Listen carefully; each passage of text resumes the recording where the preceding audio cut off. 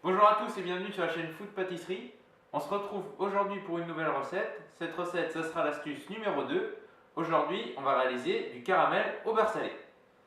Dans cette vidéo, on va parler gourmandise et Bretagne. Donc pour la recette, vous allez avoir besoin de sucre, de beurre, ainsi que de crème.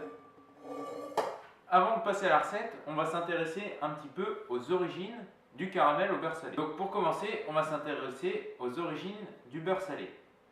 Donc comme vous le savez certainement, le sel était beaucoup utilisé au Moyen-Âge pour la conservation des aliments. Au XIVe siècle, le roi Philippe VI, il instaure la gabelle, donc un impôt sur le sel, ce qui a pour conséquence d'augmenter fortement son prix et donc de le rendre inaccessible aux classes les plus pauvres. Mais dans la France actuelle, la Bretagne, elle a été exemptée de cet impôt et du coup c'est ce qui a permis à la Bretagne de garder leur beurre salé. Ensuite, il faut remonter dans les années 1970 pour trouver les premières traces du caramel au beurre salé.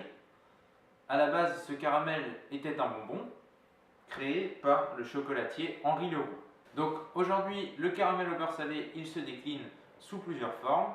Ça peut être un bonbon ou une sorte de sauce comme nous allons réaliser aujourd'hui à base de caramel sec, de crème et de beurre. Donc, pour commencer, on va venir réaliser un caramel à sec et pour cela, dans une casserole, on va verser une partie de notre sucre qu'on va faire fondre et on va en rajouter au fur et à mesure. Pendant que notre sucre y fondra, on mettra la crème à chauffer et dès qu'elle commencera à bouillir, on la sortira du feu pour la laisser refroidir un petit peu. On va venir mettre une petite partie de notre sucre dans notre casserole et on va le laisser fondre tranquillement. Une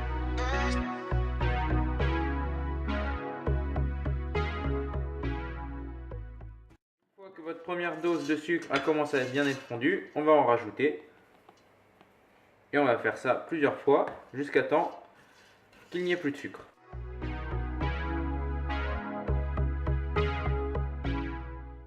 Ce n'est pas grave si votre sucre il fait des morceaux comme cela. Les morceaux ils vont fondre au fur et à mesure et en mélangeant bien, ils devraient tous disparaître.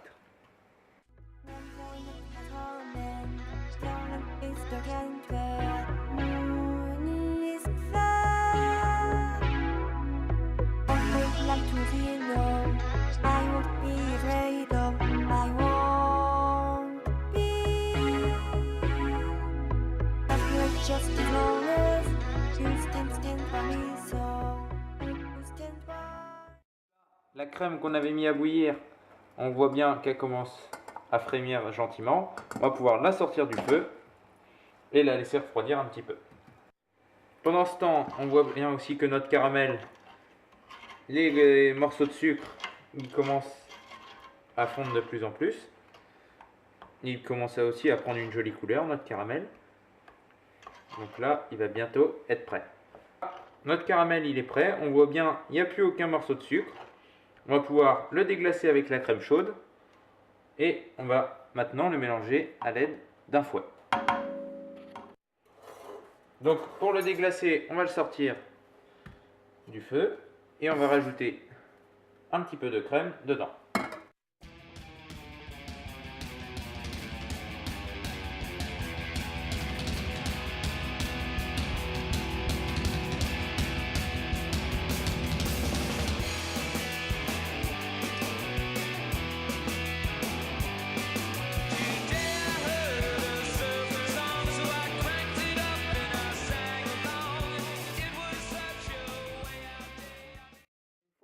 Que la crème elle est bien incorporée dans votre caramel, on va venir le mettre à cuire un petit peu sur le gaz jusqu'à temps qu'il épaississe.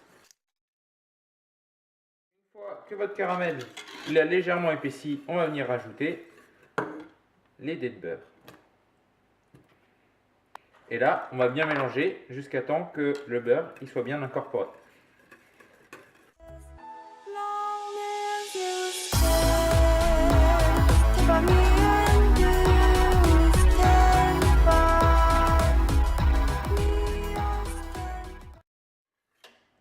Une fois que votre beurre il est bien incorporé, on va rajouter un petit peu de fleur de sel dans notre caramel.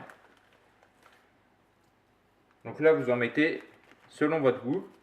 Si vous voulez qu'il soit bien salé ou un peu moins, ou qu'on sente juste en fait le sel. Donc une fois que votre caramel il est prêt, au niveau sel que vous trouvez que c'est bien dosé, on va venir à l'aide d'une louche le mettre dans des pots et le laisser refroidir pour qu'il durcisse. Donc on va venir remplir le pot à ras-bord.